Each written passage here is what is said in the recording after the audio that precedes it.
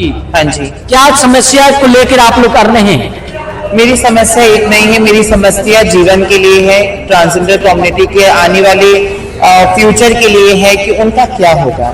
Community empowerment trust जो कि एक ट्रांसजेंडर कम्युनिटी के लिए एनजीओ चलाती है, ट्रांसजेंडर कम्युनिटी के लिए, उनके वेलफेयर बोर्ड के लिए, उनके एजुकेशन के लिए, स्किल डेवलपमेंट के लिए, हेल्थ के लिए, लेकिन हम अपने स्तर पर ही काम कर सकते हैं। हमारे पास गवर्नमेंट का कोई स्तर नहीं है, गवर्नमेंट का कोई साथ नहीं है।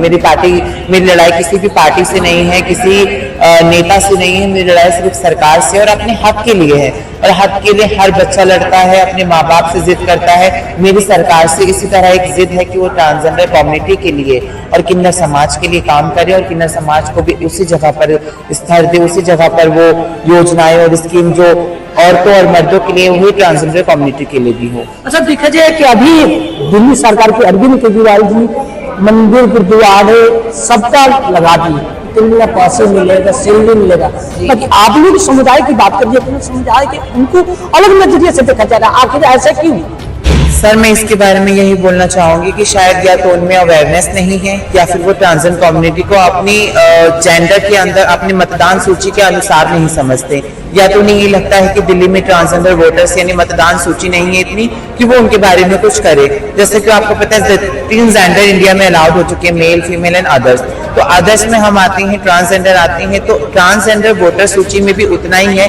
जब 2019 में वोट हुए तो ट्रांसजेंडर कम्युनिटी ने भी बढ़ चढ़ के वोट डाला, लेकिन ट्रांसजेंडर कम्युनिटी के लिए कोई स्कीम नहीं आई, ट्रांसजेंडर कम्युनिटी के लिए कोई योजना नहीं है, और जो आई उन पे भी आज तक कोई प्रोसेस नहीं हुआ। कुछ एक्ट्स भी हैं जो पास नहीं हुए। छोटी सी कार्ड आयुष्मान अब तक नहीं हुआ दिल्ली में, यूपी में हो गया, बिहार में हो गया, लेकिन दिल्ली में नहीं हुआ। होना चाहिए ना, लेकिन नहीं हुआ। तो मेरी अपील है जो सीएम हैं और जो बनेंगे कि वो ट्रांसजेंडर कम्युनिटी के लिए भी सोचे, किन्नर समुदाय के लिए भी सोचे कि वो लोग भी बढ़ चढ़ के अपनी कामियों को करें, अपने रोजगार को, अपने आप की अपनी स्किल को दिखाएं और बढ़ चढ़ के हर जितनी भी स्कीम से, जितनी भी सरकारी योजनाएं हैं, जितने भी प्लेटफॉर्म है, वहां पर 1% किन्नरों को भी और ट्रांसजेंडर कम्युनिटी को भी दिया जाए।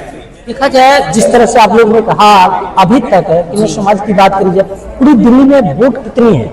जी, पूरी दिल्ली में कम से कम 1 लाख तो वोट होगी, और टोटल हम ट्रांसजेंडर कम्युनिटी के लाए तो वो कम से कम 4 से 5 लाख हैं, जिनकी मतदान सूची, जैसा कि आपको पता है कि ट्रांसजेंडर अभी अलाउ हुआ है, इससे पहले अदर्स नहीं था।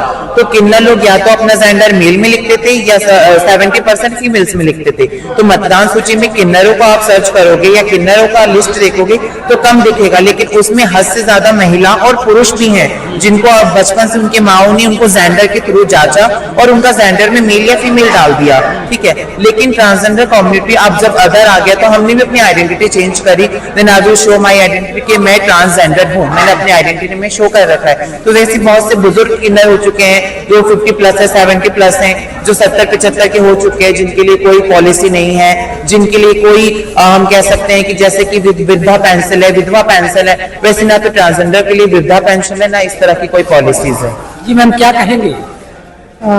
मेरा नाम कमलेश है और मैं भी जो कुरैशी ने बोला वही मैं कहना चाहती हूँ कि जो भी पार्टियां हैं, हमें कोई भी अपने मैनिफेस्टो में ही जगह नहीं देता है। संविधान में जरूर हमें आप इस देश के नागरिक होने के राइट्स दिए हैं। 2014 में सुप्रीम कोर्ट ने एक जजमेंट के थ्रू हमें थर्ड जेंडर का अवसर दिया, बट कोई भी पार्टी, चाहे वो सत्ता में हो विपक्ष में हो, किसी ने भी ट्रांसजेंडर के वेलफेयर में कोई बढ़ चढ़ के काम नहीं किया है। दिल्ली गवर्नमेंट ने पिछले इलेक्शन में जरूर हमें इन्वॉल्व किया था, एमसीडी में भी एक कैंडिडेट भी खड़ा किया था और वो जीत के भी आई थी, बट विधानसभा में उन्होंने कोई भी एक भी कैंडिडेट ट्रांसजेंडर कम्युनिटी से नहीं खड़ा किया है, और ना ही हमारे लिए कोई स्पेशल अनाउंसमेंट किया है कि अगर ट्रांसजेंडर उनके साथ हैं तो कुछ करेंगे। तो मेरा तो सभी पार्टियां जो भी हैं कि वो ट्रांसजेंडर्स को लेके अपनी जो भी स्कीम्स हैं वो बताएं, और सो डैट कि हम भी आने वाले चुनाव में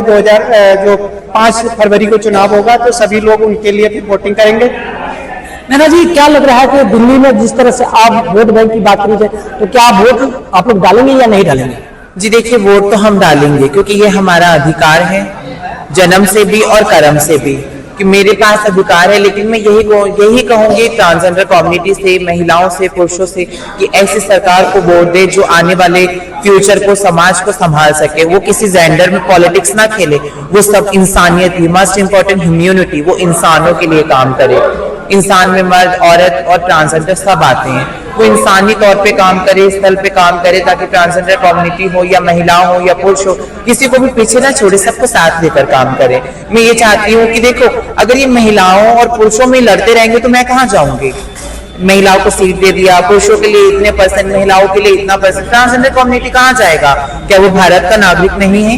क्या उसको नागरिकता का अधिकार नहीं है?